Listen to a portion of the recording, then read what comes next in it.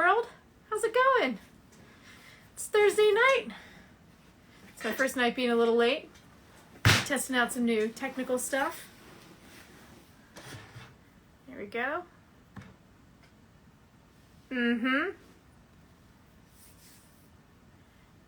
Phone. I'm working out some technical stuff with Toronzo as we speak. He's going to pop over on his phone because we've got our new Riverside.fm rolling down here. Let's see. There we go. There we go. What's up, my dude? There we go. Okay, okay. I see what I get it. All right, you can't trick an old man now. You can't trick an old man. I would never. Okay, right on. Okay, I turned down the computer so we can talk on this. Yeah. Okay. Yeah, we got this. And I can still look at you instead of looking at my phone. No, look at me on the phone. Oh, on the phone. Okay, so Yeah. I should put it on the side like that, right? So. Yeah. What's your good side? You're a lefty. Rod Carey, the left side is, so I guess, shoot me from my left side. I think that's what she said. How are you doing tonight, dude? I'm all right, I'm all right. Yeah. What were you getting into before I had you clicking on a bazillion things on your computer? I did a live stream for a company downtown. They had like what they call it, a happy hour type thing, and I just did. Me and the bass player did an acoustic blues thing. Nice, man. Yeah. Who's playing bass with you right now? Is it your normal fella?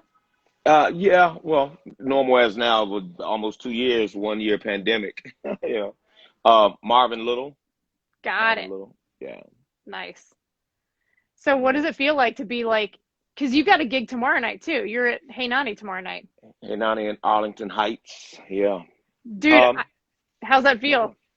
Well, I did City Winery. We did 3 shows at City Winery. Sold out 2.5 of them, I guess you can call it, 2 and 75, 2 and a third is what you can call it.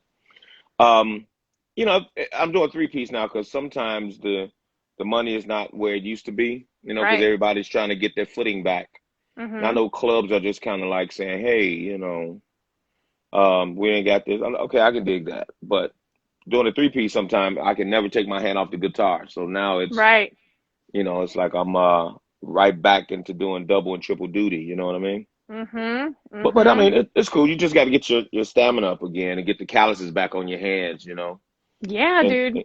And get used to standing up for an hour and a half again or whatever, I hadn't even thought about that, man. Like that's real shit right there. Because when I was so used to working at Guitar Center back in the day, I was just like used to zooming and like running up and down the stairs, going and grabbing guitar cases and stuff. Then all of a sudden I was like at Chicago Music Exchange, I'm just sitting. And man, my feet hurt after that. You gotta build up that stamina. And you wear those nice shoes too. I started. I used to wear shoes that click. I still got them over there where, I wear some heeled shoes, not like Prince, but, heeled shoes. But I'm starting to kind of use Doc Martens now. You know what I mean? I got a couple of 3 different pairs of Doc Martens, Yeah. Well, you don't need them heels like Prince needs. You're a little bit taller than Prince. Well, as far as like a dress, what they call a dress shoe, you know what I mean? Right. I try to still, click down the hall. I can't sneak up on nobody, Yeah. Man, you ever slip and bust your ass when you were wearing dress shoes on stage? No. Thank God. No. Now thanks. Now I'm gonna be tiptoeing now, but no, but like I wear Doc Martens, or now I've been getting, I guess, I've been getting my my gym shoe game back up, my Chuck Taylors. That's what I always wear. I always got my Chucks on. They're so good for playing drums in. I always got to have insoles in them though, because I like if I'm not wearing flip flops or like some summer slip on like sneakers, like flip the flops Vans on or a something. drum set. No, man. Like just in like nah. Oh, live. Okay, dig. Okay. Yeah, just in like I gotta have the man. I don't know how people like.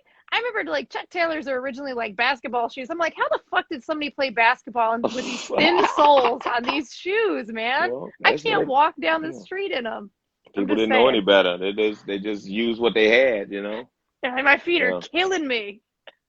Uh-oh, Miss Jordan on the line looking.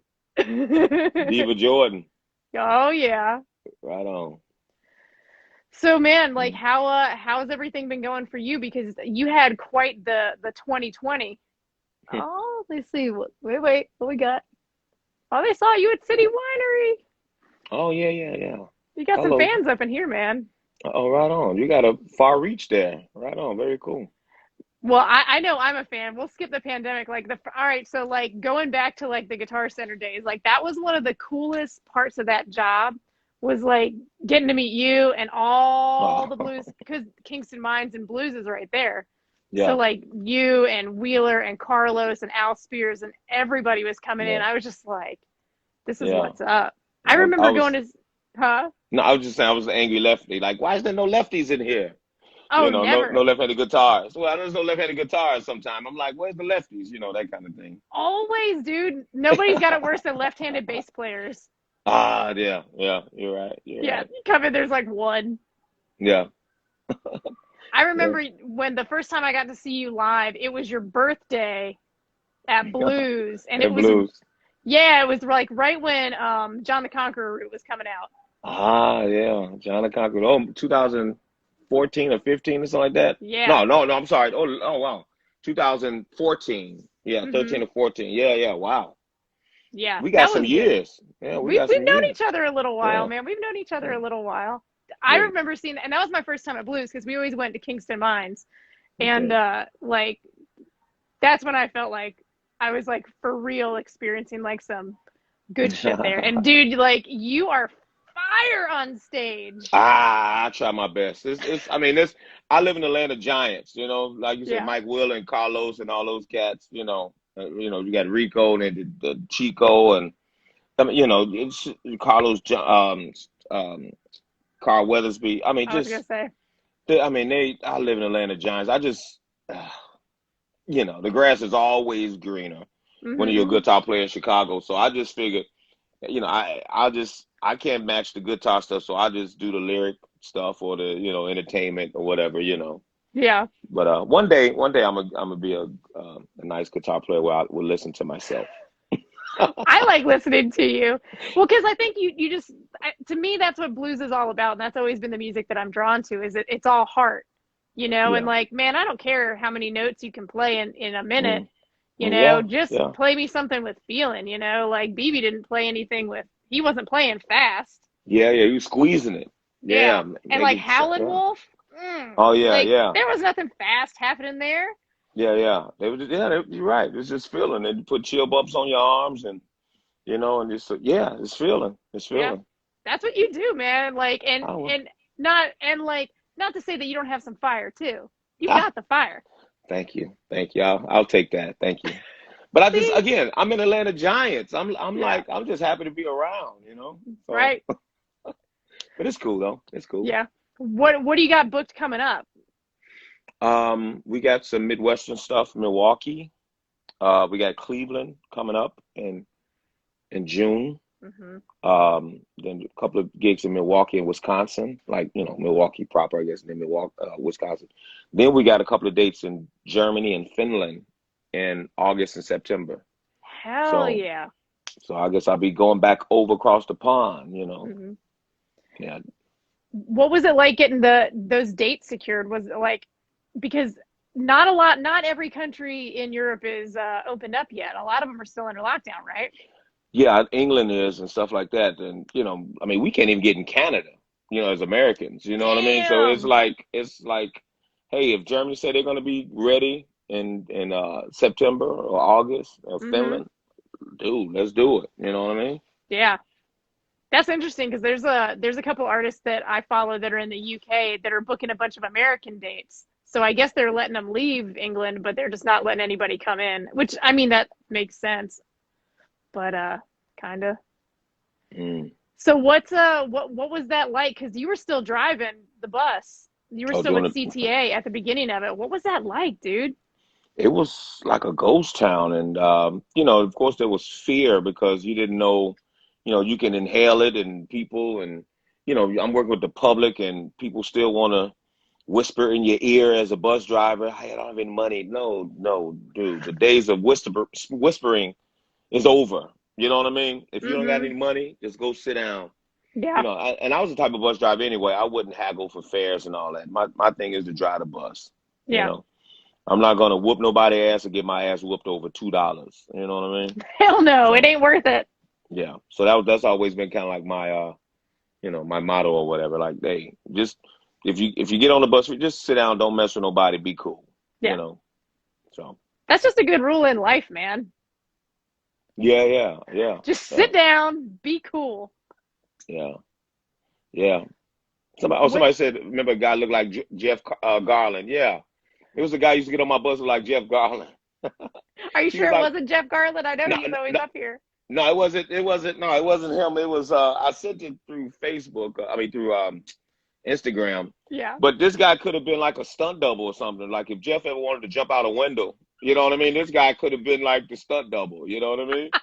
Right. And he was some kind of maintenance guy at UIC or something like that. He used to get off of Damon and Harrison every day.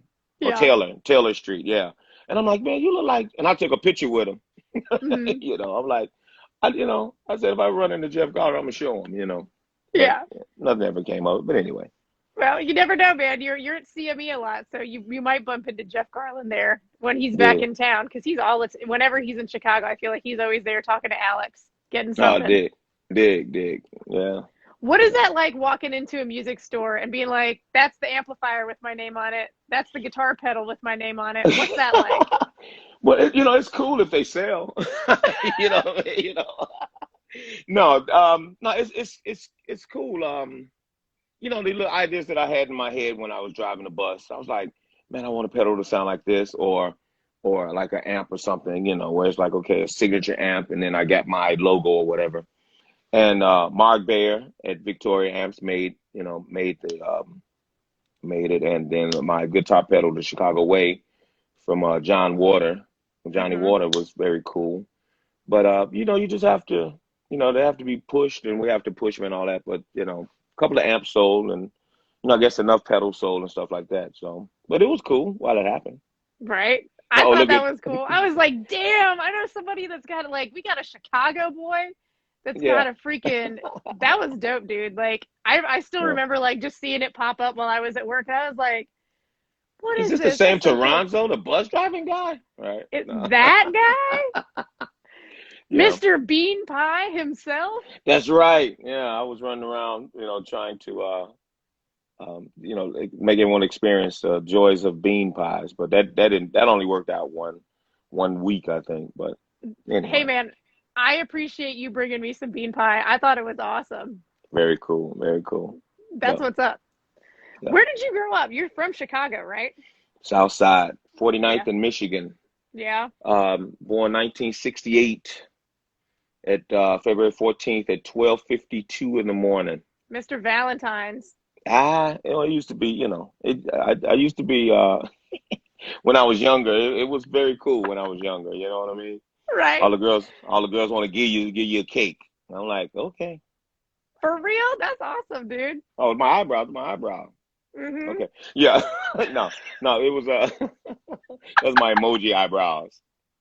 Anyway. They're good ones. They're good. Yeah. No, it was it was cool, being Valentine's Day baby.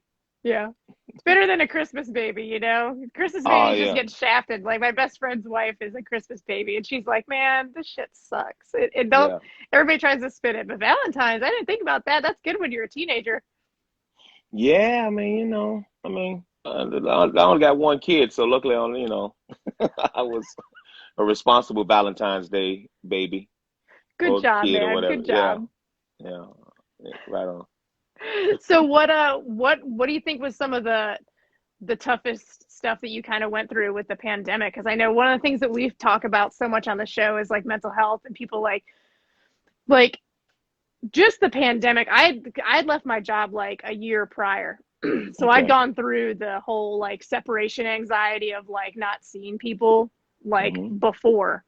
But even still, getting into the pandemic, just not being able to go to the grocery store, that was one of the only things that I could do with a little kid to like go have fun and get something done. Like, so that was super hard for me, like just not being able to do that. What was something other than like literally going to work that was rough? Yeah, going to work, and then no, I was working in some I guess they would call it economically depressed neighborhoods. So it was like, every this what you would see on TV is, everybody trying to be safe and do things and all that stuff. It wasn't happening in the hood. Right. And as far as I think as being bus drivers, we, considering no one kind of knew how the pandemic or how the virus was spread, in the beginning. I don't think we got consideration as bus drivers. It was just kind of like, I mean, they put out a couple of things. Well, oh, we're taking care of our bus drivers. We're doing this, but it's like, nah, y'all could have did better, because if the one person came down with it in this garage, they should have shut the whole garage down and did a whole sweeping thing. But they would give you this, they give you a glove, give you some kind of like one little wipe to wipe your steering wheel down, and an occasional mask until you get out there and drive the bus. And it was just kind of like, I just saw where it wasn't being taken as serious as other occupations. Yeah. And I hope you're not sponsored by any of the big box stores or anything like that, because I'm about to talk shit about them. No, talk all the shit. I have a policy. Like, that's kind of one of my things is like, I was telling the guy, Zach Watson, that was on last week, he and I talk a lot. And I was telling the one day, I was like, man, I don't care about making any money off this podcast, because I just want to be able to have real conversations. So like, nobody's paying me and cutting me off. So go ahead, talk all the shit. Go. Well, this was the thing though. Like, okay, they give you the title. Oh my God, you're a frontline worker. Thank you for your service. Oh my God. And it's like, okay, thank you. So now that they got these stores that say frontline workers get to shop, before the regular customers and blah, blah, blah. Right. Just show your ID. I'm like, okay. And I didn't go to big box. So these are my coworkers that were kind of like, angry. Right. And then you found out it wasn't, we were given the title and the so-called praise of being frontline workers because we move people, and oh my God, you guys are vital for the city and people got to go to work, which I understand and all that stuff. Because it's the fucking truth. Yeah, well, yeah. You are. That's why CTA has a no strike clause. We can't strike because we could shut down the city. Right. That happened back in the Jane Byrne days, back before you were born, young lady. In the 80s or whatever. I was born in 1980. I'm grown. You were born in 1980? Yeah. Like at 80, not 82 to 80. No, 1980. I'll be 41 this year in like 2 weeks. Oh my God. I just look good. No, right on, sister, right on. But I'm saying 80, and I knew exactly what I was doing. And I mean, anyway, okay, I was like 12 or something. But anyway, dig this. I remember 12. So we go to the stores, or they went to the stores actually, to to take advantage of being a frontline worker. Yeah. In uniform, show your ID, and they get turned away at the door like, no, you're not frontline workers. It's like, but you said frontline workers, and they're on TV saying that we're frontline workers. Yeah. They were saying more like firemen, policemen, doctors, which is all cool. But don't blow smoke in me saying I'm a frontline worker just because you want me to get on and drive a bus. And then I can't get the same benefits as everybody else. Yeah. And and the true talk about the bus thing, it's like, especially knowing what we know now, it's airborne. Y'all were in some of the most dangerous positions, being locked inside a bus in the winter, like with random people. In the summertime or in some, when you open that door, there's dust that comes up. You don't see it until you blow your nose at the end of the shift or when you get to the end of the line and you got all this dust on the side of your face and you can feel the grit.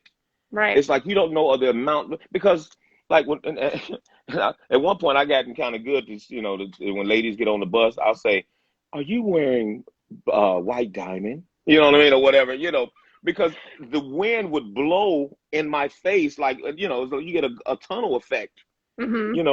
Are you wearing, whatever, perfume or whatever, why, yes. How do you know? I mean, whatever. Yeah. But it's kind of like, so, you would get all of this stuff, and again, airborne. And then you got people coming up and coughing and not really taking stuff seriously.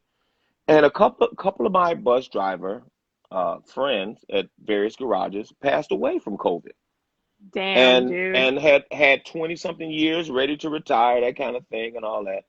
And it was just kind of like, I don't think it was taken seriously when they were on Channel 2 and making these press conferences. But when you get to the actual garages, and then you got it was just, anyway, that just kind of pissed me off a little bit. But, yeah, 100%. And like, I think that it's exactly that whole like politicized bullshit about it. It's just, my wife is a nurse, got COVID less a month into it.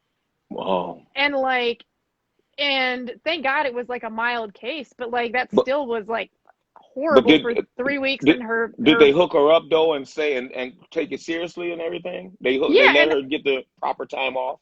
Oh yeah, like her company's great. And like, but that's good.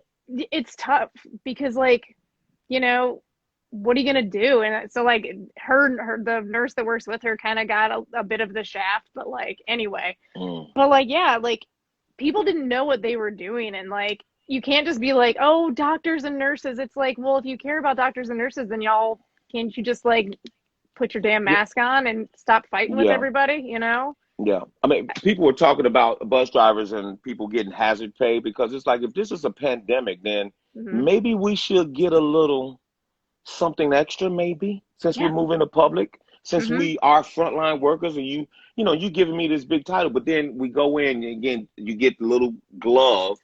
Where's that thing? And you get, I still got it. You get this. Oh my gosh. I mean? And it's like, it's still some in it. Hold on, but and then they didn't want you to, basically, and after a while, bus drivers start getting their own stuff. It's like, you know what? If you don't care about me, I care about me. Yeah, damn right.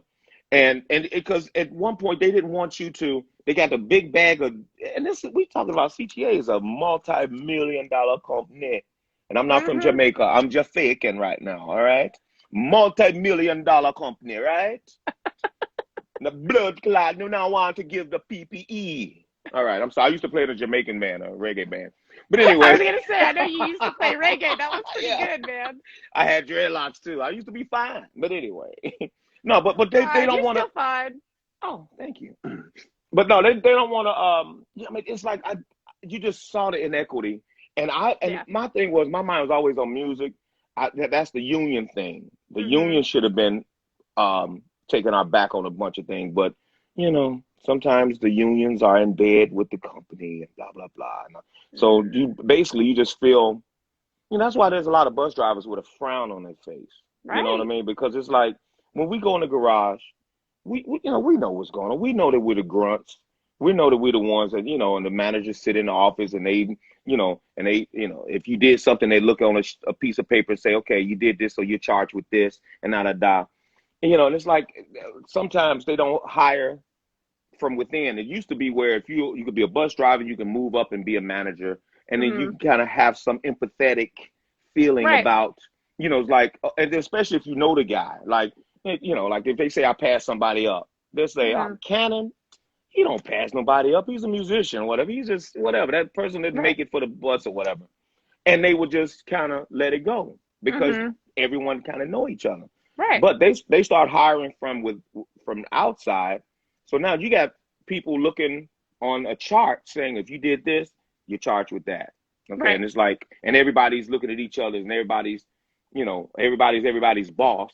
So everybody's scared to say, Cannon, I know you didn't do nothing, that kind of thing, but, it's, I mean, I hate to say it like this, but when they found out I played music, CTA, then I started getting kind of everybody, because I didn't want them to know nothing about my music, because the first thing they're going to say is like, you're out carousing, you're drinking, you're not getting enough sleep. You know what I mean? You're doing all types of ungodly things, singing the blues. I thought I was going to get that. But first of all, I didn't drink. Like if I went overseas, I would drink or whatever. Like, but I don't know how to drink. I don't know. That's not your jam.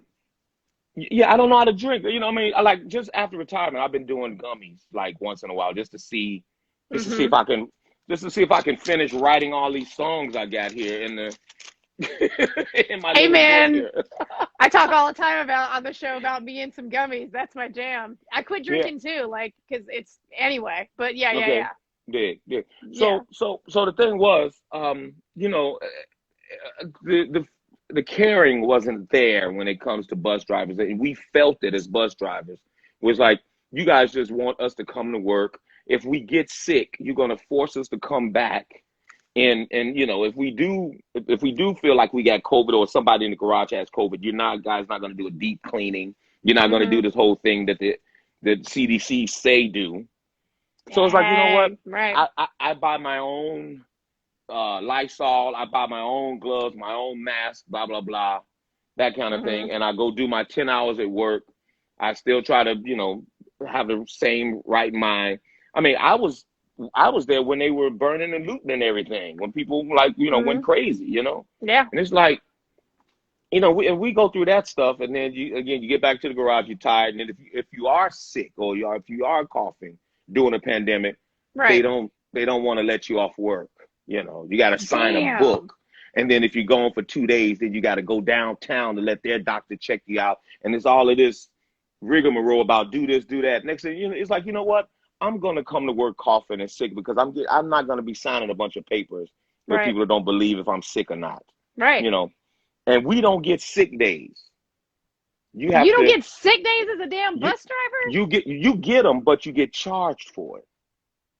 You get charged for it. You have to sign. Say if you ate something, you got bubble guts, okay? And you like, you know what? I don't want to get on that bus and hit the wrong bump.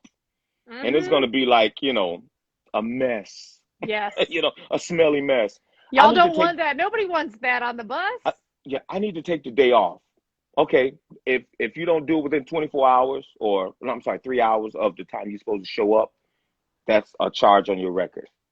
Damn. So we get sick days, but they have it where you have to call a third-party company to get a file number to then go to your doctor or their doctor to get this and to do that. And you're doing all of these different steps just to try to get a day off work or 2 days or whatever. Or, you know what I mean? Toronzo, I have a vision, man. I have a vision. What? You need to run against Lori Lightfoot, bro. Run against. Okay. Yeah, that'd be the first thing. Is that 2022, 2024? When we do that? Look, that'd be the real Chicago way. Be like, I'll show y'all the fucking Chicago way. If I was you need to take over all this. Fix it. My friend Lynn Jordan, she blowing up the spot with the boo boo signs and all that stuff. No, but she does. But no, it's just I mean, you feel it as a bus driver, and again, that's why some bus drivers got frowns on their faces because they can't. But my thing was, I always had my music. I was always thinking about other things. The bus was secondary. It's like, I have to do what I got to do what I want to do. Right. And my music and the bus job kind of came up together, you know. So again, I wasn't one of those bus drivers, you know, demanding the fare when in a poor neighborhood. It's like, you know, dude, who cares? Let's drive the bus. We're still gonna get our money. Yeah. You know, who cares? You know, don't have a stroke trying to get money for a company that really don't. It feels like they don't care about you. Yeah. You're just a badge number. You know what I mean? Yeah. So how many months was it into all that? That was, I'm guessing, like, I remember when you announced you were retiring, I was like, oh man, I don't blame you. But now I understand on a whole different level. So was that was the catalyst to deciding to retire? Well, you know, I did 27 years, and you know, they wanted me to go to 55 for insurance reasons and all that stuff. And I was like, you know what? If 27 years don't mean nothing to them, it's going to mean something to me because I'm getting burnt out. I'm not as, again, and I wasn't an angry bus driver. I was, hey, welcome to CTA. I talked to the people, the whole thing. And then they put this big shield in your way. So now, because I'm a people person, I would 100%. Talk to the people. I would, it was like, because I come from that. I 93, you know what I mean?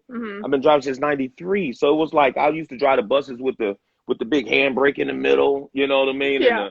And the I mean, I was a bus driver. You know what I mean? From the old school. I was taught by people that were hired in the 70s, in the 60s and 70s, those were my teachers, you know? So, you know, I hate this. I know there's bus drivers now, and I'm not saying anything bad about my ex-coworkers or my coworkers, but back when you was driving those green machines, you was driving, baby. You was driving, you know what I mean? It's like you out there, you know? So, but anyway, you know, the game has changed, and I just said, you know what? I've done my 27 years. I'll find something else to do. I got that bag, as the kids say. I'm gonna get this bag, and I'm just gonna do what I need to do. You know what I mean? And I got me a one wheel. I know you do. You can't not be on wheels, man. Yeah, I know. Yeah, I went from 8 wheels to no, I'm sorry, 6 wheels. I went from 6 wheels to 1. You know, but yeah, it's a thing though. It's you know, again, I'm happy for what CTA afforded me to do and make a living and all that stuff and take care of family and all that. You know, but after a while, it's like you realize you're a number. Yeah. And you just have to take control, you know, take your life in your own hands and say, you know what, I got enough confidence in myself where I can get another job, something less stressful. Yeah. I got the money coming in from this pension or whatever the case is, and I'm going to do what I want to do. You know, I've served my time. I mean, I didn't do 27 years at my last gig, but that was how I felt about it. Felt like I did what I needed to do. I feel like I completed what I went in there to do. There wasn't much else for me going on. So it was like, I don't want to just do the same thing all the time. And I was like, nah, I'll figure it out. Like, I'm going to go raise these kids and I'm going to figure it out because to me, like, music is more important to me. And like, not getting to do that was really hard. You know, and I don't want to make this a bus driving forum or whatever, but, you know, the thing is, like, over the years, I would see, like, when you go check for your run or whatever, there's a lot of windows around. And if someone had passed, they'll put their face, you know, of the ID on the window. And, you know, sometimes you see that, and sometimes it's like, I just talked to that guy. Yeah. Or the lady, you know, we just, you know, I just saw her. And it's like, oh, my God. And then it's closer. The more you work, the closer they get to your age where they're dying off. And it's like, wait a minute. And then the run that he or she worked, like if it was like run 582, someone's gonna be at that window getting 582 from that person that just died the day before. You know what I mean? Dude, that just gave me chills. The same day. Yeah. If that person checks at 6 o'clock and they died last night, damn. Right. There's gonna be a part-timer that's gonna get that run and take that bus on the street, not knowing that the person that you're working at run, she died last night. Yeah. So the system will go on without you. Yeah. So it's like, you know what? I'm not gonna, again, when people didn't have any money, the things that used to kill me though was cars cutting me off and stuff like that. That used to freak me out a little bit. You know, I would snap on that sometimes. I didn't like that.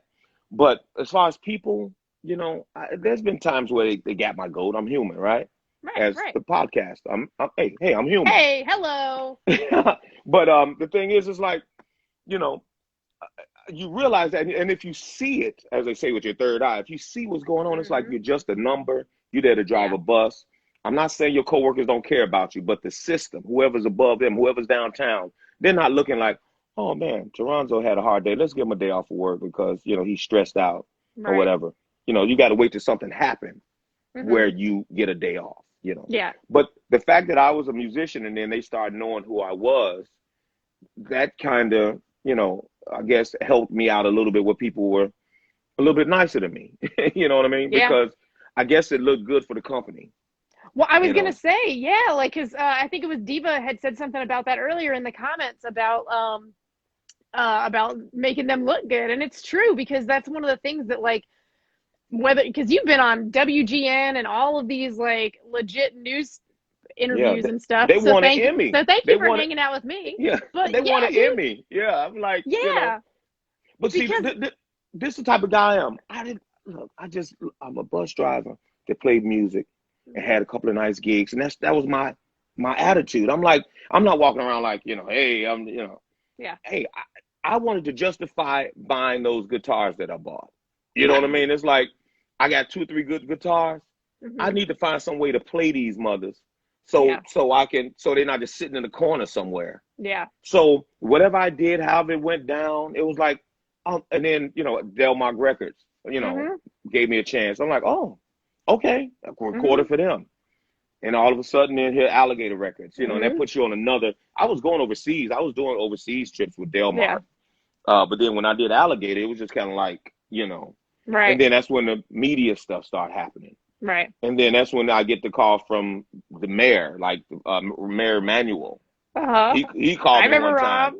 Yep. Yeah, he called and he called me one time, and I was like, because I was going to the end of the line or whatever, and I listened because one of my managers at the time told me, "Hey, Cannon, somebody called you from City Hall," and I'm like, "It's 6 o'clock in the morning." Right. It's like, because I used to check it at like 5 o'clock or 5:30, sometimes 4:45. Early morning so I can get off early.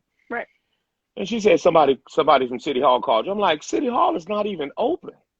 Like, what are you doing giving somebody my phone number? Wait.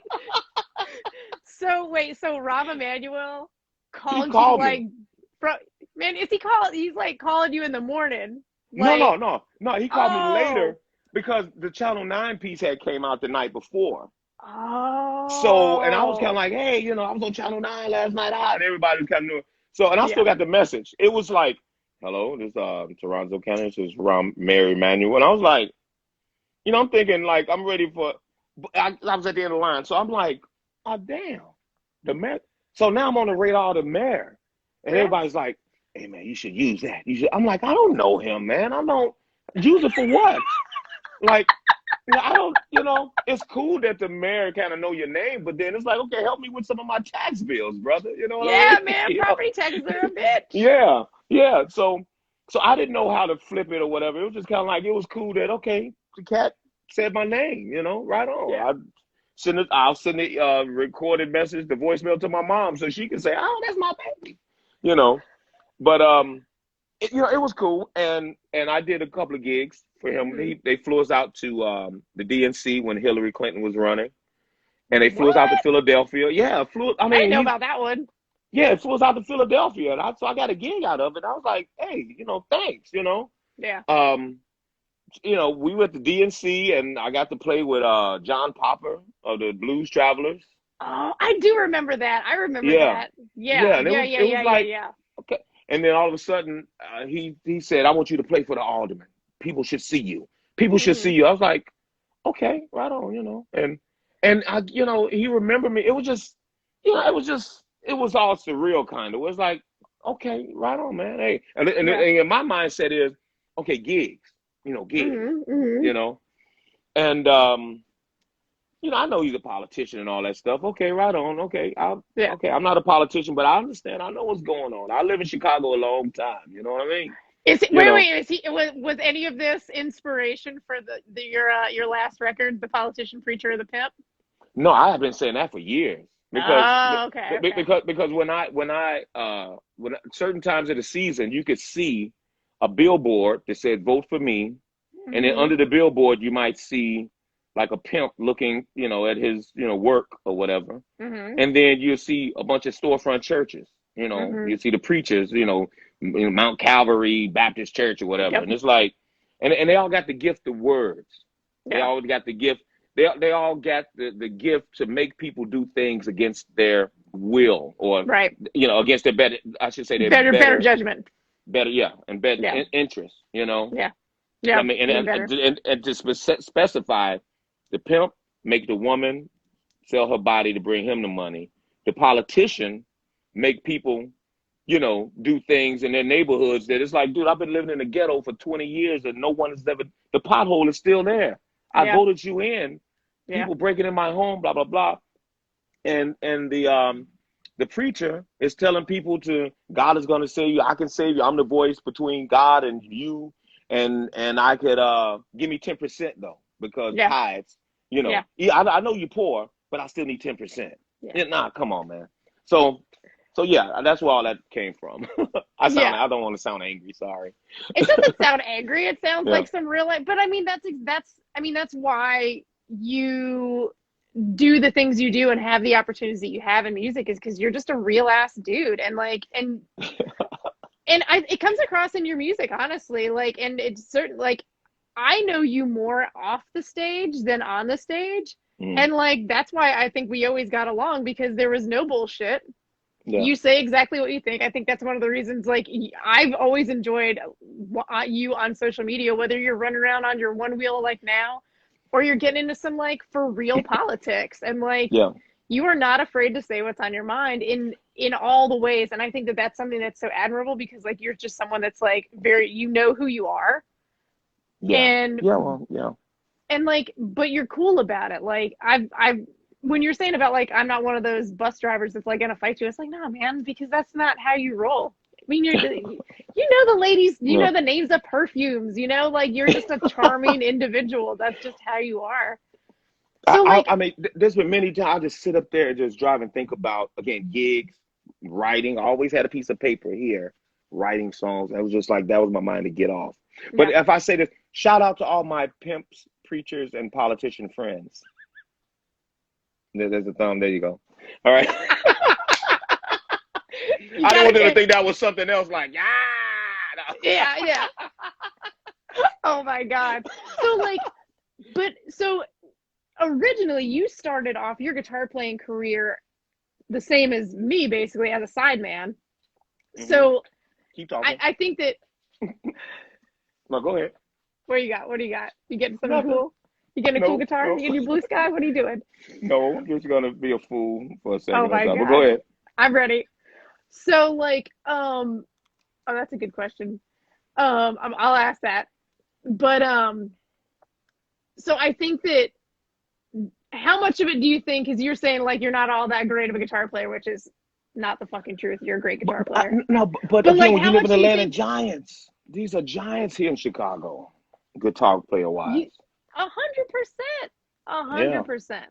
But like, how much do you think your personality, because I think one of the big things that matters as to be a good sideman, and like Victor Wooten talked about it in his book, and like what was that other one? But like, you gotta be cool, you gotta be chill. And like, how important is that to you now that you're the band leader, picking your band, like making sure you got real ass people to play with over chops?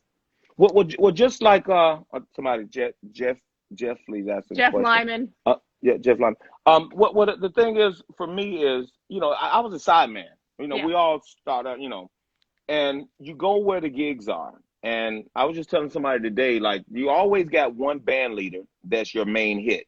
You know, because that person is delivering more gigs, better gigs, and things like that. And if you got time to play with someone else, then do your thing. So, you know, there's been times where I would change bands because, you know, I couldn't, you know, people would play with other people, things like that. Or, you know, there were people that was trying to build something with me, and they stayed with me, that kind of thing, you know. So it was, it was a journey. It was a definite journey, because you're dealing with other grown men. Right. And one guy told me, and grown women too, because I've had female musicians also, side, you know, men, side person. I don't know what you call it, side man, you know, side women. I always just said side man. Yeah, side man. I don't know what else to call it. So, because shout out to Wendy, bass player, Ann Arbor, Michigan. So, you know, you would have your main hits, and you just kind of say, this is what I got, this is what I'm doing. Can you devote 6 months of your time to what I'm doing? If you don't like it, then, because I don't, if people want to leave, you know, I've had problems, issues with sidemen, you know, where it's like, dude, if you want to leave, man, leave. I'm not running a chain gang here. Yeah. But I'm not gonna let you backstab me and do a bunch of unnecessary shit. You know what I mean? Because you probably don't feel that I'm qualified, or you don't, or whatever you're feeling. The only thing I know is I'm filling up your passport. You know what I mean? But you got a problem with me, please don't hang around. Yeah. Don't hang around to bring me down. Or if I look at the tape and I see you back there, with your face frowning behind me. And I'm like, No. Because my thing, I don't ask my people or people to play with me to do nothing that I wouldn't do. I'm the type of band leader. I pick up people, the drums, the bass amp. You need help? Because we all trying to get in here, play this music, rock the people out, get paid, and go leave and get back to the hotel and go look at ESPN or whatever. You know what I mean?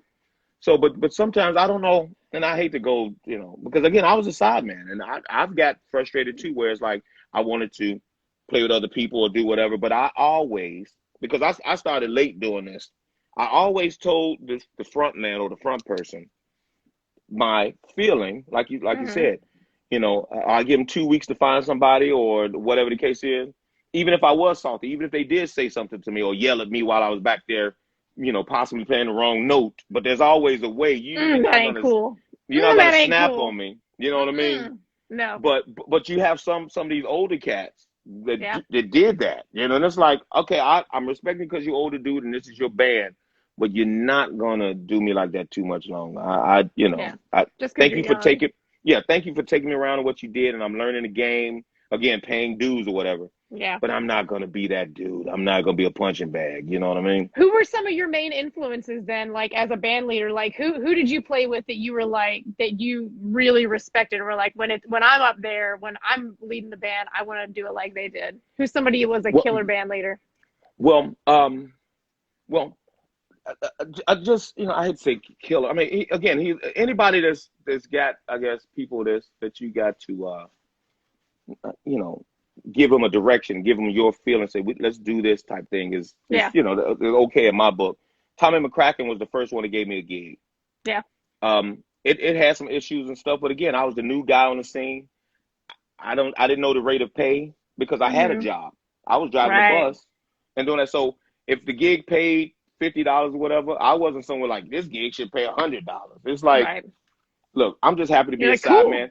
Yeah, and learn what he was, or just see how it goes. Kick-ass band leaders, Joanna Connor. Yeah. I played sideman with her.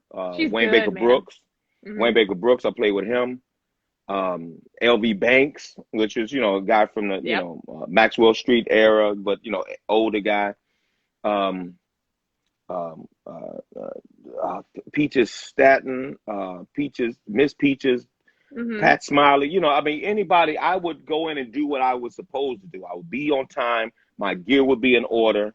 I would, but I would look at these guys, how they would do the business part of it. Yeah. You know what I mean? I played the jams, that kind of thing. I forgot somebody. But as far as, learning the business, just see how they did, they just see how they did things, and sometimes, I would incorporate it in what I was doing. Cause I was trying to get my band together and get guys on the jam, and we'd get together and just try to get little gigs here and there. And we knew the money wasn't great, but hey, we're playing someplace other than the jam, and I learned the songs, 20, 30 songs or whatever, and just did it like that. I guess I had a bit of a personality that people was digging, and it was like, okay, all right, yeah, let's see what we can do. You get a little bit of a personality that people dig. Can you see that? Hold it up on the Instagram and do it. Yeah, there you go, man. Hello. That's what you're doing. You went and got it. Dude, I love you. Yes, he's got a personality. Oh, yeah. Okay, did you have a gummy tonight? No, I didn't. No, I didn't. I guess I should to catch up to it, I guess, right? No, but yeah, so I mean, I because I was older when I started doing this thing too, so I wasn't a young person trying to, like, I'm gonna be a guitar person, I'm gonna play this. I started out, I bought my first guitar, I was like 23, I mean my first electric, I should say. I was like 24. 25 when I bought my first electric, How'd you get started? Like, what is it? Because, like, that's later to get started. I feel like I started late at, like, I got a drum kit at 15, and I'm like, oh, shit, that was late. What got you started? Looking at, this may sound funny, people don't believe me sometimes, but John Cougar. Yeah. Well, when he was John Cougar, it's John Mellencamp now. Yeah. But I would listen to like what my playlist before it was Walkmans at the time. We had to carry all these cassettes. I remember. My playlist went from Pebbles to Kajagoogoo to Earth, Wind and Fire to Shaka Khan to the Motown stuff, Beatles. I had a boombox. I used to blast the Beatles. My grandmother said, "Go get some bread," and I got my little boombox blaster. She loved me or something like that, you know. Yeah, yeah, yeah, and all that stuff. My brother would bring in. I remember him bringing in a Blondie album with the spikes in her head, and I was, oh man, or Peter Brown. He had Ohio Players, where they had these sexually overtone, like with lady with honey on her and all that stuff. And I'm like, as a little kid, like, ooh, you know, can't wait till you go to this summer job so I can look at the album cover, you know, that kind of thing, you know. He had a Devo album. I was listening to Devo, and, you know, and then I got hooked on the Police when I got a little older enough to buy. I had a girlfriend one time. She bought me a Police album, and I was like, "Thank you." It was Orlando's de Amour or whatever the word, or whatever it is. But she, you know, she knew the way to my heart or whatever. So, but I would listen to all these different influences, but blues was in my home. Like my grandparents raised me, so it was kind of like, but it didn't have a genre. It was just kind of like, okay, music my grandparents played. So I was hearing Muddy Waters and Little Walters and all that stuff, but not really focused in on that was their music, you know. Yeah, right. And then when I went to jams later in life, then okay, that's full circle moments all over the place. Like, my grandfather used to sing that, you know, My Babe by Little Walter and things like that, you know. Yeah. When company comes over, you know. Yeah. You know, so I would have to go back with the kids in the kitchen area, you know what I mean? And the grown people be in the front playing the music loud, Al Green and all that stuff, you know, and Motown, you know, Dinah Ross. So that was me. Miss Jordan, Devo. Yeah, Devo. We are not men. We are Devo. So what was that? What got you thinking like, I want to go play some guitar now?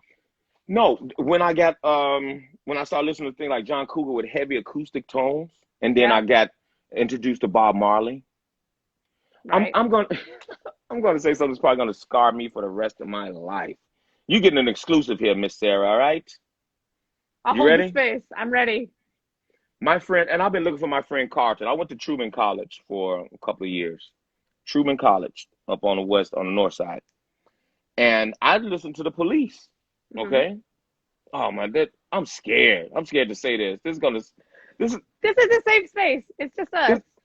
I'm going to be tortured though. This might be on some kind of TMZ or something like that. Anyway, I hope so. I fucking hope so. Jerry said, "Bring it on." The TMZ of blues. Okay, this is what happened. My friend Carlton, at this we talking about 1987, 86, 87. He gave me a Bob Marley cassette and let me hear it. Confrontation. I'll never forget it. It was when he was on the big white horse with the big dreadlocks. And I told him, he was Jamaican. I said, man, I mean, I knew who Bob was kind of, but I didn't know. Right. I said, you were young. Why? I was 18. But I should have known better. I said, I'm afraid, drum roll. I said, they sound like the Police. I said, Bob Marley sounded like the Police. And you should have, if you've never seen a Jamaican man, mad. He looked at me and was, you know how to do it. Oh, I'm glad I wasn't a baby coconut because he would have cut my head, man. He would have cut my head. If I was a baby, you know, I'm glad I had hair at the time because he would have thought he was a baby coconut, cut me right up in there. I didn't even know you had a machete. Yeah. He would have just took it out of his book bag, you know. Yeah. But and he said, you know what, man? I want you to take that and keep it for the all weekend or something like that. I still want to. I don't know where Carlton is today, but I wish I could find out where he is, and you know, I just knew I didn't know his last name. I just knew him as Carlton. And that was his, very, Jamaican name, of course, Carlton. But I mean, so he started me on my reggae journey, where it was like, and after listening to Bob Marley, which they sound like the Police to me, I just started buying everything. And then after a while, like a couple years later, I started growing dreadlocks and being, and just got immersed in the whole culture and went to Jamaica a couple of times, and I was just strung out on reggae music. And that's how I learned my chords, because I would look at Bob Marley videos, and I'm me being left-handed, which I didn't know I was a left-handed guitar player until I picked it up like this. Right. Which is like this for you guys, I guess, right? Okay. I picked it up left-handed. My sister bought me the guitar, and I said, I think that big string needs to be on the top, because, now it's strong. And she was like, oh, okay. She didn't know she was a keyboard player. She was practicing piano. So we went back and they restrung it for me, because I was learning the bass line for Redemption Song. Doom, doom, doom, doom, doom, doom. And that's the only thing I can kind of do. But I'm like, the string's not on the bottom. His is on the top. So I came into this whole music thing backwards, man. Just kind of like, not knowing, making it up as I go along, looking, learning. And then I got a job with CTA, and that's when I bought my first electric. What'd you get? Guitar, a black Squire, left-handed guitar, when Guitar Center was on Clark Street. Yep, the old location. Yeah. And the strings was just like butter, because the acoustic that I had, it was like, you could see under the strings, man. It was just like just bold. I didn't know anything about the upkeep of acoustic guitar. But it was all trial and error and learning and looking, going to jams with a tape recorder, in my pocket. Look at, I don't know, so you might not remember this because you born in the 80s. It was a group. It was nothing wrong with being born in the 80s. You good? I know. It was a TV show called What's Happening. Oh yeah. And they asked Rerun, the dude that do the pop lock. They asked him to tape a Doobie Brothers show. So they gave him a tape recorder, because that's when, back in the day they had these big tape recorders. Yeah. And they were bootlegging Doobie Brothers shows. You know what I mean? And he was dancing, and it fell out of his jacket. So I was doing basically like Rerun. I was bootlegging shows, but only to learn. Right. Only to learn stuff, And I would go to the Guitar Center, and sometimes, people, they can be kind of condescending or whatever, you know what I mean? A little bit. I asked for a basic tape, VHS, of, blues or something. Help me out, They were like $30 at the time, which I think was super expensive, This dude gave me Emily Remler. Who the fuck is Emily Remler? Oh my God. Please. She is a hell of a jazz player. Really? Please look up Emily Remler. She is she is. I don't know why I'm writing it down. This is recorded. No, Keep okay. going. But Emily Remler. she was a hell of a guitar player. She passed away of cancer like in the 90s. But I mean, I'm like, dude, and I tried to take it back and they wouldn't take it. And I'm like, after, they took it eventually because I kicked up some dust. Yeah. But that was my learning experience. I always wanted to learn, so I always wanted to be around guys that knew something. But I wanted to play reggae at first. That was my thing. Right. And I satisfied that Jones by, I played with a reggae band called Roots, Stem, and Branches. Roots, Stem, and Branches. Your roots, stems, and branches, And I played with them for about 2 years. And I think my thing was, I see they didn't have a guitar player. I asked the band leader, I said, hey, they were playing Johnny Be Good. And I'm like, yeah, blues, And years later, I learned, I became friends with Donald Kinsey that played on with Peter Tosh, that kind of thing. Yeah. And I just said, dude, let me just play with you guys one gig. You don't have to pay me. I just want to, get my reggae chops up. I want to play with a band. And I played, and they said, man, you sound just like, you know what I mean? Because I had blues background, because every place you go in Chicago is a blues jam, but I still wanted to play reggae. And I did the Johnny Be Good solo, and they was like, oh, the whole thing. Right. And thus that my little reggae career started for about 2 years. And then the family started to move back from Jamaica and other places and all that stuff. And the bass player was really the guitar player. And his son was the bass player and blah, blah, blah. And next thing you know it, I was like, okay, thanks for the experience, guys. You're not in the family anymore. Yeah. But we remained friends through the years, Kofi and Hurricane and all those guys, you know. Yeah. How long have you been playing? How long had you been playing when Tommy picked you up or let you play with him? I was at the jam, so I had been playing probably a year, maybe, where I, you know, because my guitar was still up here, you know, because I would always practice sitting down. So when I put my strap on, I got to play up here. You know what I mean? It feels so different. Yeah, I'm always sitting down. So like whenever I put a strap on, I'm like, man, my arm feels like it's all big and shit. Yeah. So, but I was about a year, maybe a little bit more than a year, and it was, you know, it was cool. I mean, you know, I got paid, again, I didn't know. I got paid $70 for the Taste of Chicago back when the city was paying. You know what I mean? Right. And again, I was green. I guess it's called paying dues. And God bless him, Tommy. Again, what I learned from him is more than what he paid me. Because I wasn't one of those guys where I wasn't doing it for a living, but I still wanted to learn. I still wanted to be paid, of course. You know what I mean? Yeah. But I wasn't going to kick up dust because my thing was, if what I learned now, I'm going to make money on in the future. Yeah. You know? And you said band leaders that I looked at, Mike Wheeler, because when I found out Mike had a regular job, and then he played music with Big James and his own thing and all that stuff, Big James and the Playboys. That was my template because I had a job. So I'm like, you can do both. So and Mike was one of the first ones because, you know, on the scene, people take your phone number and say, yeah, man, gonna call you. And it's like, and then you sit by the phone and they don't call you. You know what I mean? And to me being older, but still like, okay, the dude said he's gonna call me. I'm thinking there's some, you know, legitimacy.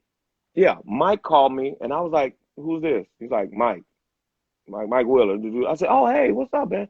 It threw me off guard because I'm thinking like everybody's on that little Hollywood stuff. Yeah, I'll call you.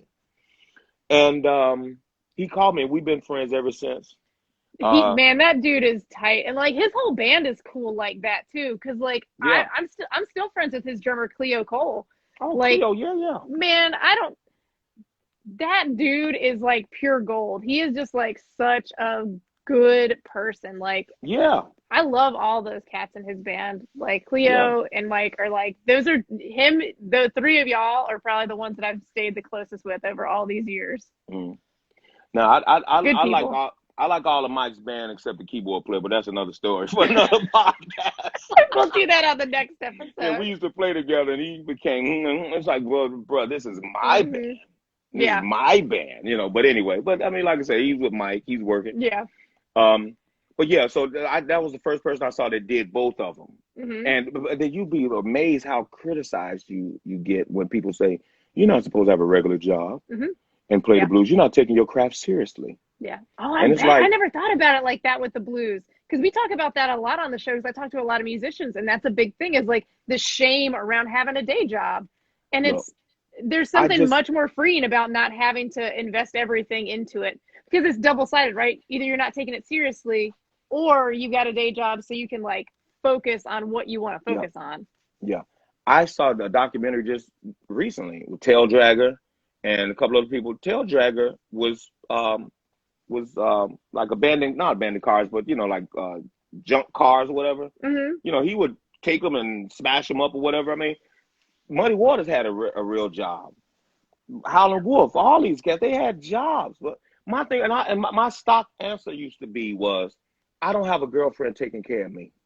Yeah. So leave me alone with I'm not taking my job. Stop throwing stones because your house is glass. I don't have anybody taking care of me. I don't have a sponsor.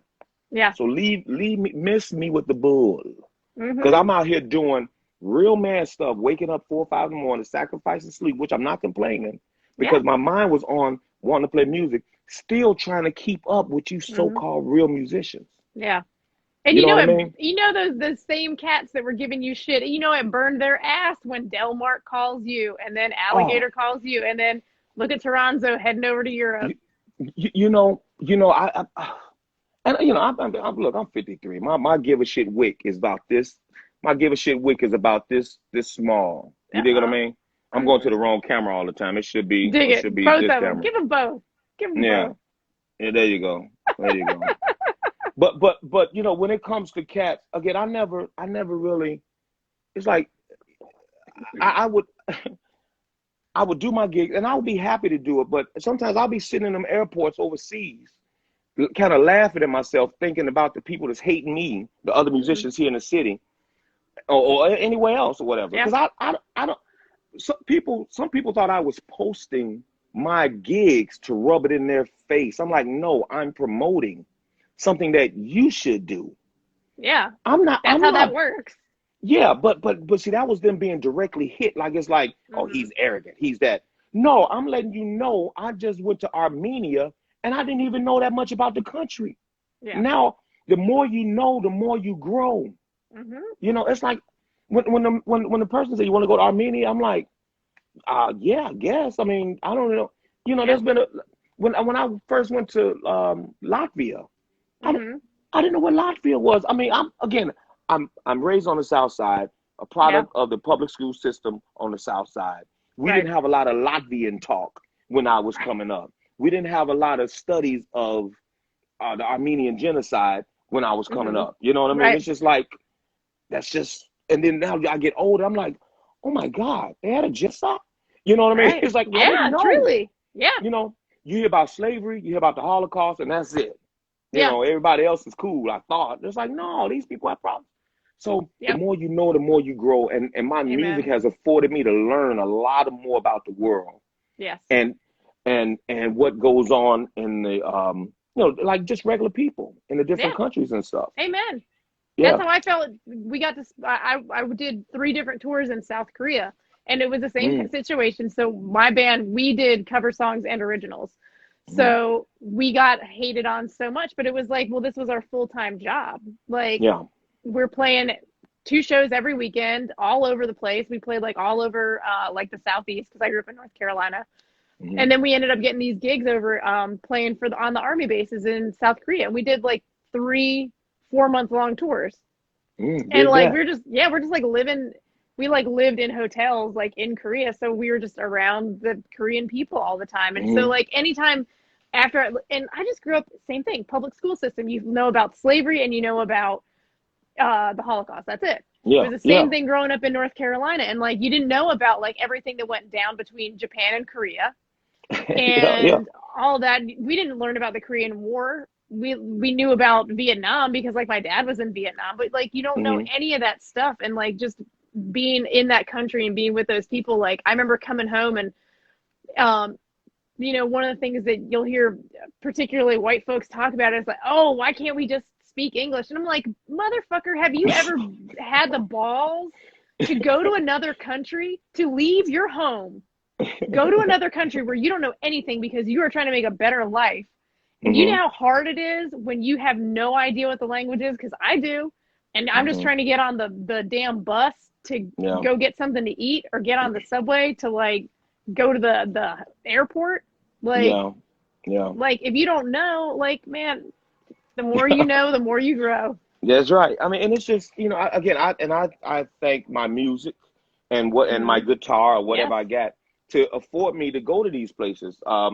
Because you for the most part, you find out it's not the regular people on the ground that, because, you always say, oh, like when I was coming up, it was always Russia hates us, blah, blah, blah, whatever.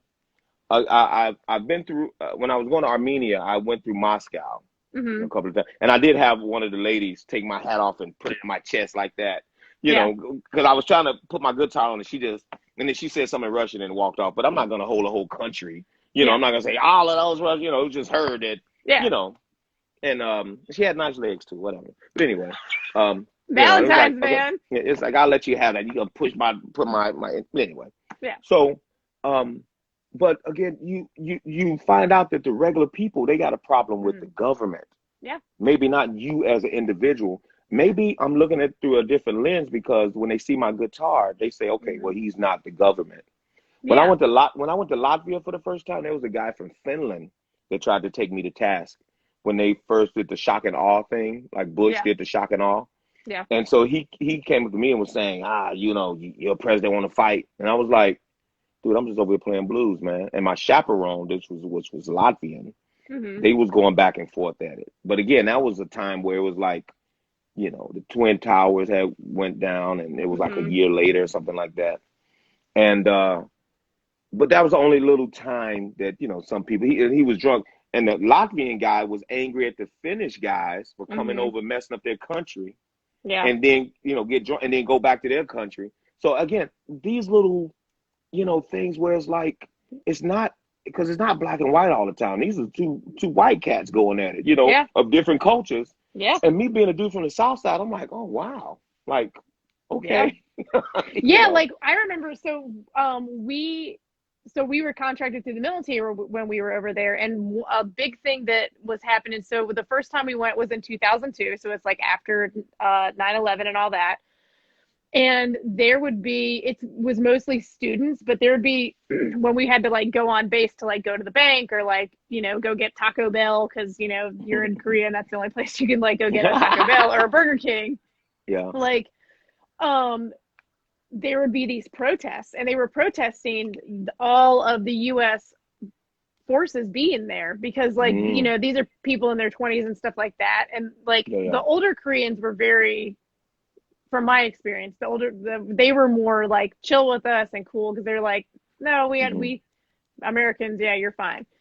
But like the students, like they didn't fucking want the Americans there. But so we were really scared because it's like all the Korean police are all there, huge group of people protesting. Not one of them ever said anything to us either. Yeah. Like they were never rude because I don't know, like they're just good people. Like I never felt unsafe like walking around by myself and stuff. Like in Seoul. Like if I was by the army bases, hell no, because drunk Americans like that thing. but it's, I mean, again, I just, you know, I was thinking the other day, I'm like, I should count the countries that I've been to. You know what I mean?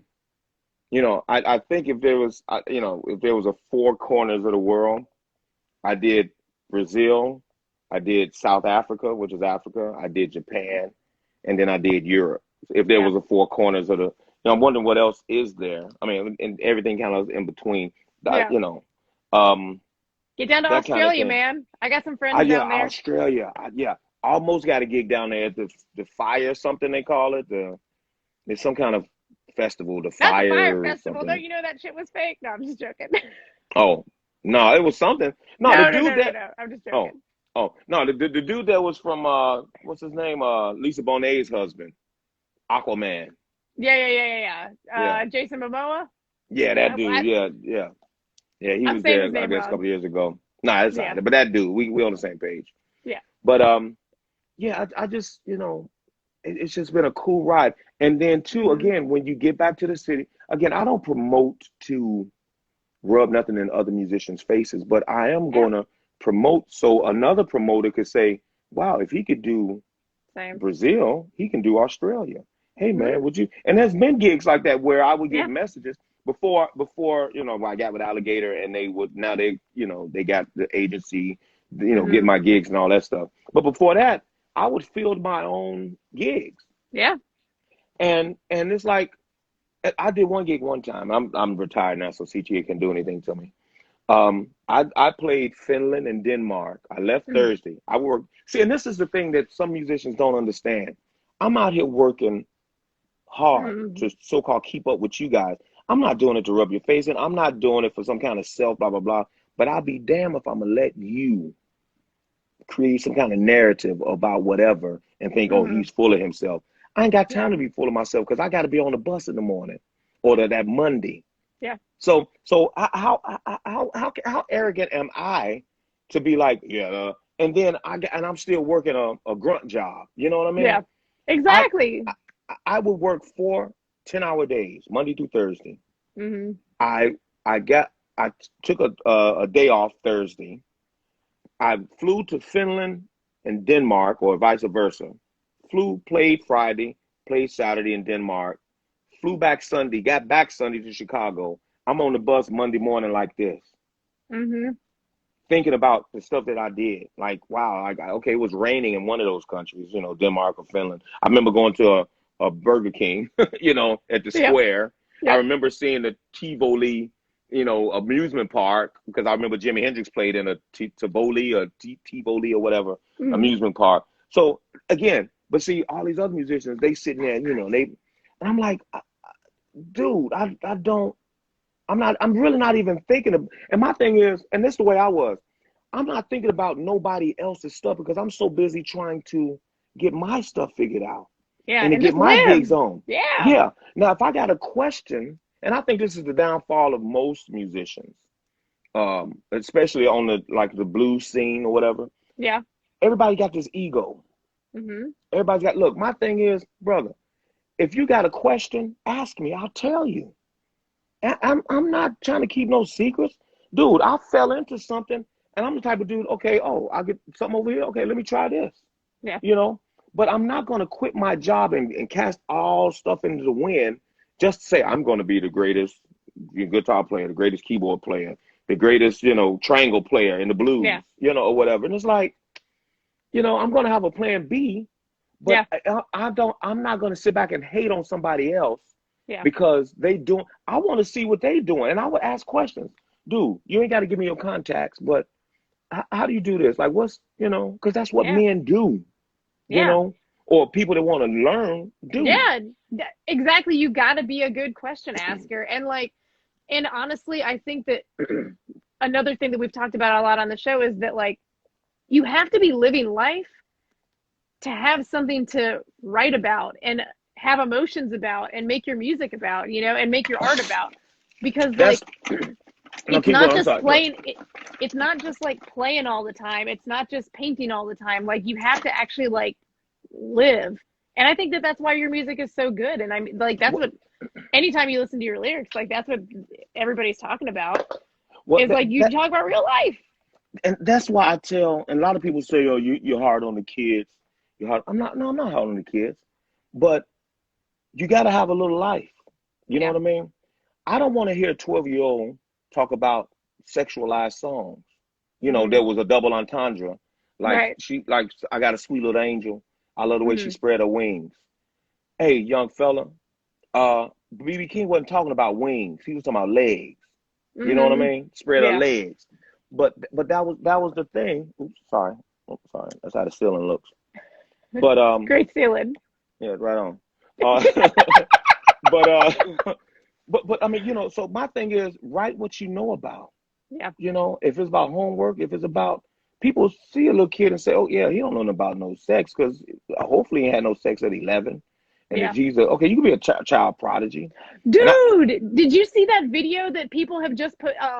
A bunch of people just posted it, but I shared it today. It's these like these young Asian American or punk rock girls, and like she was writing a song about she says how there was some like boy that said, oh, he doesn't like Chinese people, and like was mean to her after he found out she was Chinese. They're like 11-year-olds, and they wrote this killer punk song about him being a little racist, bigoted boy. Oh no. Dude, okay. It's so good. But it was like, that's a perfect example, like, of a kid writing literally what she knows, and like they just got like 50,000 followers on Instagram like that.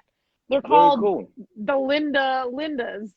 And like, dig that. Yeah, you gotta, like, you have to write what you know, and you have to like live life, eyes open, whatever it is, feel all your feelings, look back on your life and like figure it out. And like, dude, that's my kind of music. And I think that's exactly why what you do resonates with everybody the way it does. It's why it resonates with me. Well, thank you. Yeah, man. You know, I've talked your ear off. I'm sorry, but no, but I mean, this, for me, this music stuff is real. And like lately, I've been in a bit of I think not hit a wall, but I've been trying to finish songs. I just finished a song for Lynn Jordan. She's on the line. She's got a song, and we went into it together. She had some ideas, and I put a couple of words together for her, and she's going to put some words on it and stuff. So we Nice. collaborated. I think we call it collaboration. Collaboration. And, that's the big word in my my musical circle right now. We're all trying to collaborate. Yeah. So, you know, it's a thing where I'm trying to get my juices flowing, so I get this third album out by Alligator. You know, and it's going to be more real life stuff, like my last CD. Actually, and Lynn Jordan was on that CD. You know, it wasn't. You know, a lot of people in this blues world, they get it twisted where it's like you're not sounding like real blues. I'm like, okay, I don't know what it feels to drink out of a colored water fountain. You know what I mean? I don't know what it feels to drink or to pick cotton. Right. I don't know what it feels to be. I know it's, and, you know, there's some marginalization. Right. There's some marginalization going on, but it's not like it used to be in the 50s. You know, separate but equal. Jim Crow. I don't know, dude. I don't even know if you realize how deep what you just said really was. Like, that like really struck me, like with how deep that is. And like it is, you're right, it's a different kind of blues because it's a different kind of ache. Yeah, and I can't write from that perspective. That's why sometimes when I hear people try to sound like Howlin' Wolf, it's like you can't sound like Howlin'. And then you do your interviews like, hello, how you doing? My name is blah blah blah. But it's like, wait a minute, you just got to sound like Howlin' Wolf. Yeah. That was Howlin' Wolf voice because that's how he grew up. That's what was going on with his vocal cords, blah, blah, blah, whatever. Yes. But my thing is, I'll do a show. Like I wrote the song Insurance. I wrote it in a typical blues form, but it's blues is real. If you can't afford insurance and you get hurt, that's your ass. You know what I mean? Yeah. I wrote a song that wasn't particularly bluesy. It was about, and it's called I'm Not Scared. And these are taboo subjects, I guess blues guys shouldn't touch, or maybe musicians shouldn't touch, but I don't care because I'm writing from people I've met on the bus, people that I know, that I met, and just things that I see as a human being. Right. Because, hello, I'm a human, right? Like your podcast says. I wrote a song and with 3 different voices. Again, Lynn Jordan was one of the singers. It's a song about domestic abuse, about an abused woman. The second verse is sang by Cedric Chaney about a gay teen. And the third one was sang by Maria Blue about an immigrant. Yeah. Now, and I wrote a song from their perspective, and I had, and at that time I just saw the Queen movie. So I told the keyboard player, give me some of that Queen shit, man. Give me some of that Queen shit. And he was doom, doom, ding, ding, ding, ding. And it's kind of like a thing what the bass player called an opus, which I never knew what an opus was. But it gets dramatic in the middle, and then it gets classical kind of sounding at the end with slide guitar. Joanna Connor was on slide. Because again, I'm the type of guy, my friends and heroes that helped me along the way. Joanna, I was part of her band. She helped me. I learned from her. I reached back and said, can you be on this CD with me? Hopefully, and that's before the Joe Bonamassa thing with her. Hopefully, so maybe she can get something with Delmar, you know, or whoever, or Alligator, or whoever it was. I'm sorry, with Alligator, because she did something on her and Mike Willer did something on my Delmar release. Carl Wellesley did something because Carl Wellesley, I learned a lot from him. He's great. And I'm the type of guy where I can love you just as hard as I hate you. Well, you know what I mean? I love hard and I hate hard. Because my thing is, I don't bother nobody. But when somebody go out of their way to mess with me or to upset my good feeling, dude, I do not have to. If I saw you burning on the side of the road and I had to pee, I wouldn't even pee on you. And that might cost me my seat in heaven. But that's how I actually feel because I don't bother anybody. Yeah. And when people think out here conniving and trying to use my kindness for weakness and blah, blah, blah. Because my thing was, none of this is guaranteed. While this door is open, hey, come play your harmonica and introduce yourself to these people and blah, blah, blah. I'm already in here. Yeah, walk through, motherfucker. I'm not threatened. Yeah. But because my thing is, let them whet their appetite on something else. That's why when I played a gig, I was never secretive with the gigs. Like, ooh, they're going to take my gig. The gig is not yours to be took or whatever. It's like, my thing is, okay, don't get in there and mess up the gig. Like if I'm playing for $500, don't go in there for $100. Yeah. You know what I mean? Don't mess it up. Because you just mess it up for you too. Yeah, ask questions.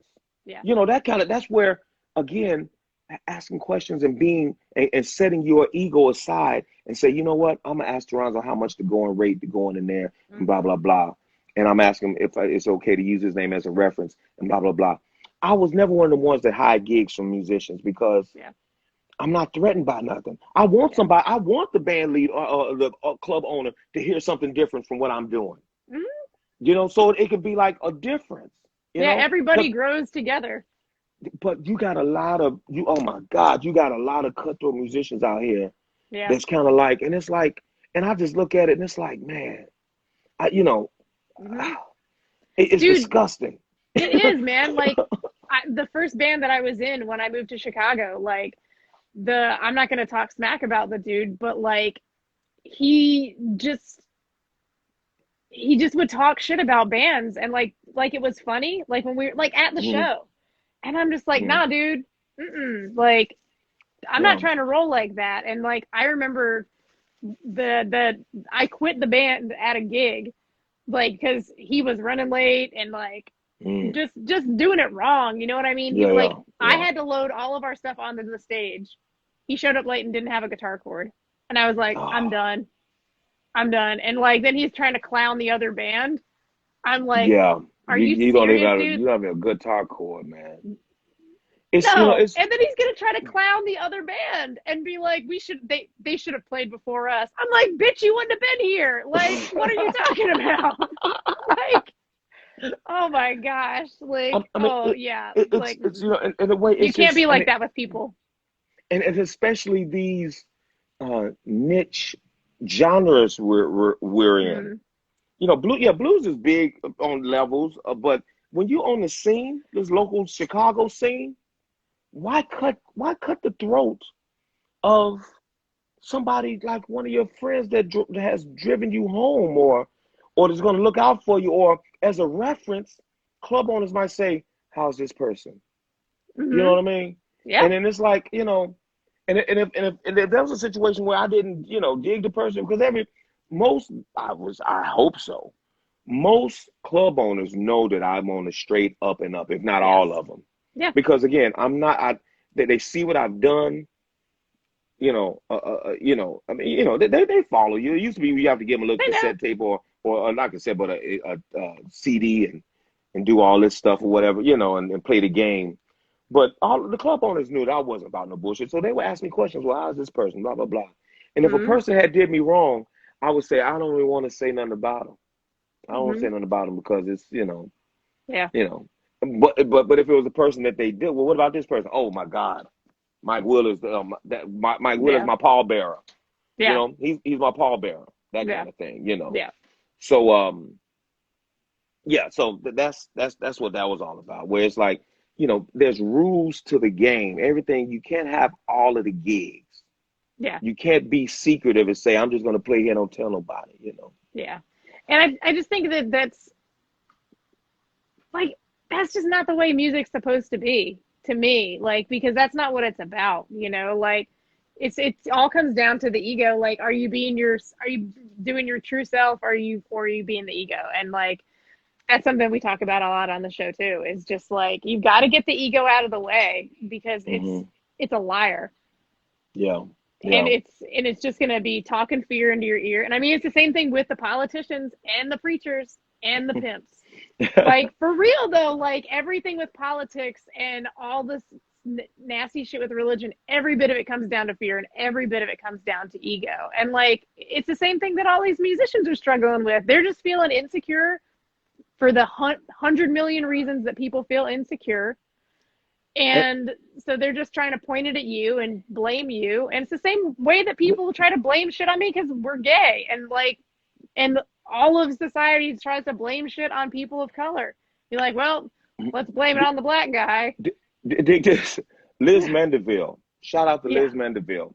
She was my ticket to go to. See, this is a person that's a musician that's not afraid of whatever. They asked her when she did a gig in South Africa. Yeah. She said that the promoter said, who's the next thing coming out of Chicago? And this was before Delmark. You know, this was like right before Delmark. again, all this stuff added to credibility too, because my thing is, if I do a great gig, that adds to my credibility, where on my bio, where I can say, hey, you know, I played these places, blah, blah, blah. They might not have been great gigs financially or whatever, but hey, it was South Africa. It was wherever. It was this. It's, you know, building blocks. A lot of people want to go from 0 to 6. And it's like, no. Liz Mandeville told the people, oh, Toronzo, you got to get Toronzo over here. And the next year they brought me over to South Africa just by the recommendation of Liz Mandeville. Again, not burning bridges, not being a piece of work, not being an ass to your fellow musician. Me and Liz always been cool. And I returned the favor a couple of years ago when there was a French thing going on a cruise. I said, let's give him Liz. You know, because she hooked me. And a lot of musicians, or I think it's maybe human nature, a lot of people want to get their favor returned like that. You know, oh, Sarah, Sarah, I helped you across the street yesterday. You gonna help me across the street today? It's like, no, I'm not going across that street. And then maybe in a week from now, whatever. Oh, there goes Sarah. Could you help me across the street? Okay, cool. I got you. You put it in the bank, or you don't. My thing is, something going on. I don't even think about it. I don't even think. If I do something good, I mean, you know, if you put it in the back of your head where it's like, okay, you did something if it comes up. But I never sit there and say, hey, that's Sarah. I helped her across the street. You know, that's not part of your name. You know, it's like I do something for you and I forget about it. Unless somebody say, man, you wrong, man. You ain't never did nothing. Blah. I'm like, wait a minute. What about this gig? You know, and then you have to go in your head to pull out stuff that you've done, which I don't want to fill my head up with having to have something to combat somebody's, you know, ignorance or whatever, you know? It's a thing. It's got a lot of layers. It does. It's got a lot of layers, Well, man, it sounds like you got some stuff that you might need to be attending to over there at the house. Oh, yeah. Okay. All right. Yeah. Oh, I heard you just say something was going on. Like, oh, no. Oh, no. There's a lot of layers when it comes to this music stuff, you know. No. I caught that. Oh. My bad. I must have just heard you must have been laughing about something going on. No. Boy, you read my... Am I that bald-headed where you can see my brain thinking? I'm good, man. I'm good. Right on. Dude, so like, what I don't want to keep you too long. I've had you an hour. Well, I've had you for like 2 hours because we had to figure out all that technical stuff. I don't want to keep you too long. You made me miss my soap operas, girl. You made me miss my soap operas. Man, don't you got TiVo? Come on, man. No, it's on Hulu. You got the Xfinity? Oh, okay. It's on Hulu. Special Victims Unit, girl. That's my show. Okay. That's your show. I got on the one wheel and I was like, I went downtown. And I'm like, oh my God, my TV show coming. And I was hauling ass, boy, on the one wheel. And people like, look, he's trying to be cool. And because I was like doing the whole carving thing, like the skateboarders or whatever. I'm like, nah, I'm trying to go see my Law and Order. That's my show. Yeah. You know, you can get songs off of that too, like as far as songwriting. You know, stuff like that. Yeah. That's smart. I never even thought about that. It might be metaphorically whatever, you know, going on, but you know, you're not gonna write the song about the episode, but you hear things and see things. It's like, they can be used as a metaphor, you know. Good writing is good writing, and like I love the idea of taking inspiration from everywhere. Like there was did you watch that show Killing Eve when that came out? No, I didn't see it. It's about like a MI6 agent and this like assassin. It's these two women, and it's really badass and it's really great writing. But there was something about that show that just was so inspiring to me. And like because I wasn't really playing a lot of music because it was kind of the beginning of the pandemic, and I had already like taken a break from doing live shows just before the pandemic happened.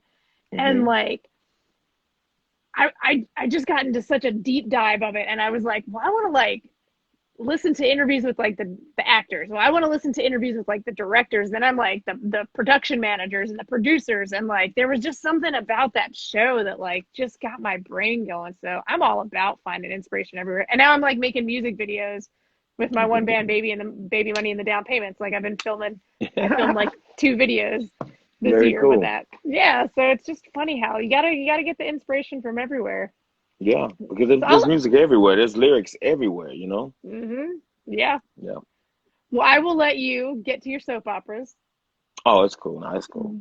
Dude, thank you Yeah. so much for taking the time, like, and for the exclusives. Like, I've missed getting to see your face Thank you. whenever you'd come into the shop. So it was really good to get to spend some time with you. Okay. And I hope the Sting hears that I thought that he was Bob Marley. Or they sound like Bob Marley. I So will do my best to promote that. Just yeah. just in case we could find out that you said that.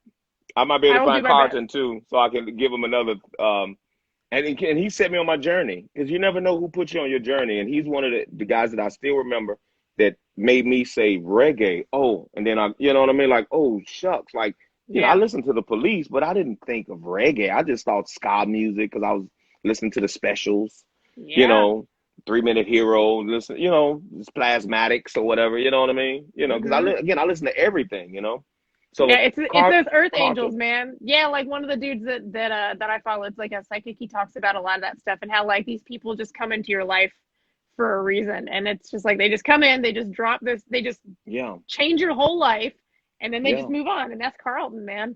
Yeah, yeah, man. I wish I knew where he was. He's probably got gray hair too, so that's cool. Or no hair. Yeah, yeah, no, no hair. That's right. Very All cool. right, T. I love you, man. Thank you I again, love and you. Thank you. have a great show. I might try to sneak up. I'll bring you some gummies up in Arlington Heights tomorrow. Not It's the high sold out. brow. I can't get in. I was gonna like as soon as I saw it on your website, I was like, oh shit, I'm gonna see if my father-in-law wants to go, but it's sold out because you're the It's all bomb and right. everybody knows it. No, open up the side door. You let me know. We'll figure All something right, out. man. You I know might what I'm hit you up saying? about that late show. Hey, man, I'll text Hey, you. the Chicago way. Hey, you know what I mean? Hey, There'll be I'm no the music until roadie. my friend Sarah I'll comes carry the in. guitar in. I'll carry your guitar in. That's I know how yeah, it goes. yeah, yeah. That's right. Yeah, That's right. yeah, damn straight. Cool. All right, my dude. I'll see you later. Take care, brother. Okay. All right. Bye. Bye. Bye. Bye.